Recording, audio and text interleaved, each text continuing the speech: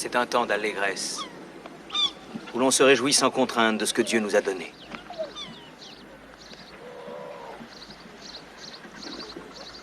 Mais un jour, Dieu pourra vous demander des comptes pour tous les dons qu'il vous a faits.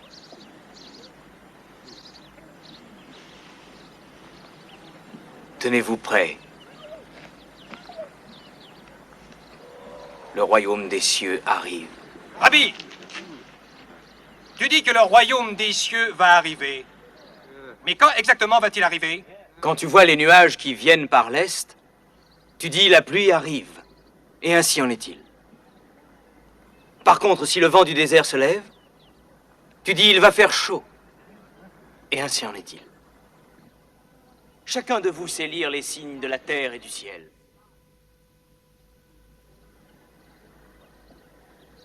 Comment se fait-il que vous ne sachiez pas lire les signes des temps, mes frères?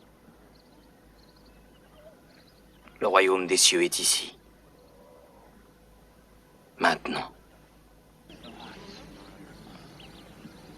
Tu n'es pas le bienvenu ici, me semble-t-il. Je ne sais pas comment tu te nommes, mais je connais ta profession. Lévi, ou Mathieu, les habitants m'appellent des deux façons. Et de bien d'autres encore.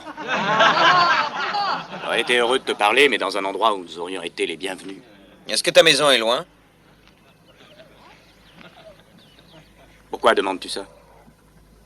Je voudrais aller souper chez toi ce soir.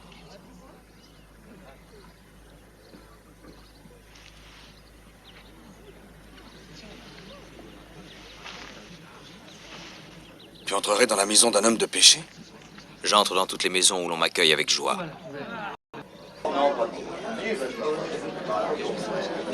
Moi j'ai faim, mangeons. Non, non. Attendez, j'ai une histoire à raconter. Asseyez-vous, asseyez-vous. Chut, chut, asseyez-vous et taisez-vous. Oui, asseyez-vous. Il y avait un homme qui avait 2 fils. Un beau jour, le cadet de ses fils dit à son père: « Donne-moi la part de tes biens à laquelle j'ai droit. » Le père partagea ses richesses et tous ses biens entre ses 2 fils. Et sans plus attendre, ce fils cadet partit pour un pays éloigné. Et là, il dissipa tout son bien en vivant dans la débauche. Or, peu de temps après cela, une grande famine s'abattit sur le pays. Le jeune homme se trouva dans le besoin. Il vint supplier un fermier de l'engager pour soigner ses pourceaux. Mais il avait tellement faim que même les cosses de caroube qu'il donnait au porc lui paraissaient un délice. Les gorées s'en régalaient, et personne ne lui permettait d'en manger. Alors, étant rentré en lui-même, il se dit: chez nous, chacun, même un serviteur de la maison, a du pain à volonté, et de tout en abondance. Tandis qu'ici, moi, je meurs de faim. Je vais retourner chez mon père, et je lui demanderai de m'engager comme serviteur.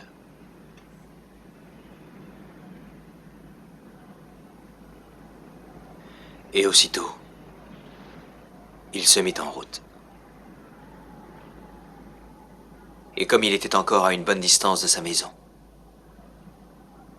de loin son père le vit qui venait vers lui.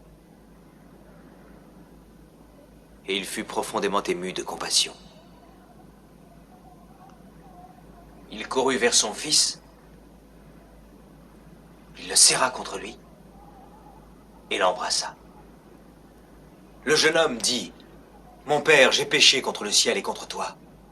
Je ne suis plus digne d'être appelé ton fils. » Mais son père fit venir ses serviteurs, et il leur dit: « Apportez vite la plus belle robe, et l'en revêtez. Mettez-lui un anneau au doigt et des souliers aux pieds. Tuez le veau gras, mangeons et réjouissons-nous. »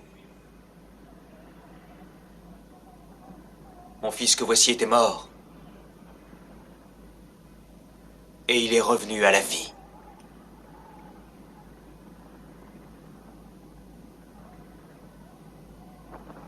Or,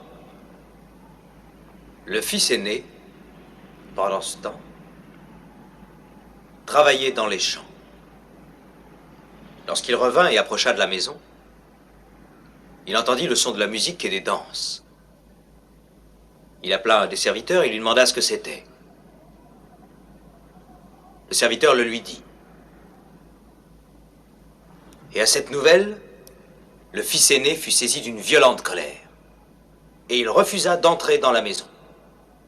Le père sortit et tenta de lui parler, mais il ne voulut rien entendre. « Quoi? J'ai travaillé pour toi, tout ce temps, toutes ces années, sans avoir transgressé une seule fois tes ordres.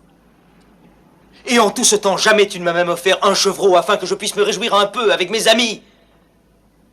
Et quand mon frère cadet arrive, celui qui a mangé ton bien avec des prostituées, pour lui, tu fais tuer le veau gras. Mon fils, dit le père, mon fils,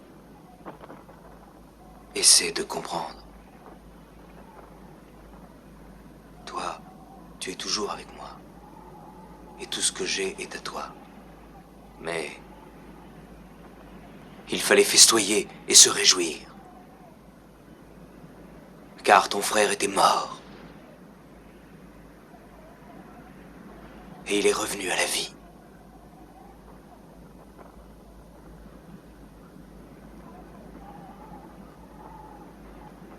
Il était perdu. Et il est retrouvé.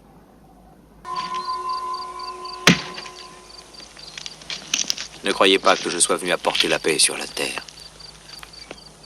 Je ne suis pas venu apporter la paix. Mais une épée. Plusieurs des premiers seront les derniers. Et des derniers les premiers. Ne vous amassez pas des trésors sur la terre, où la teigne et la rouille détruisent, et où les voleurs percent et dérobent. Mais amassez-vous des trésors dans le ciel, car là où est ton trésor, là aussi sera ton cœur. Qui de vous, par ses inquiétudes, peut ajouter une coudée à la durée de sa vie?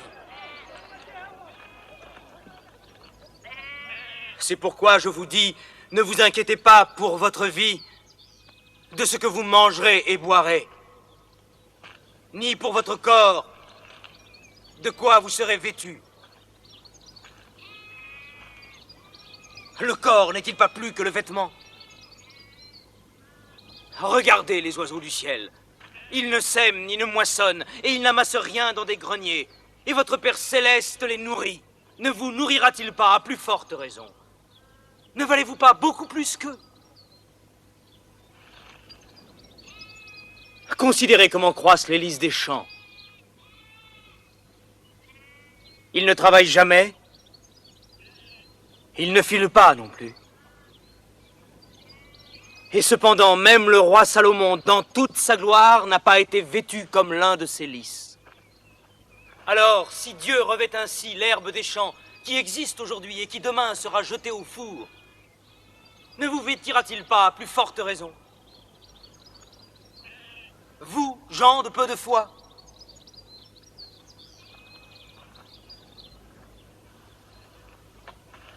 Par conséquent, ne dites pas « Que mangerons-nous? Que boirons-nous? De quoi serons-nous vêtus ?»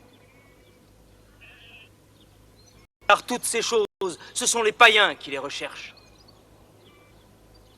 Cherchez premièrement le royaume et la justice de Dieu, et toutes ces choses-là vous seront données par-dessus. Ne vous inquiétez donc pas du lendemain.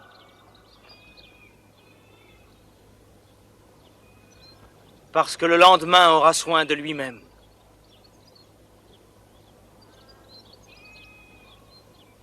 À chaque jour suffit sa peine, je vous le dis en vérité. Vous voyez, il est plus facile pour un chameau de passer par le trou d'une aiguille qu'à un homme riche d'entrer dans le royaume de Dieu.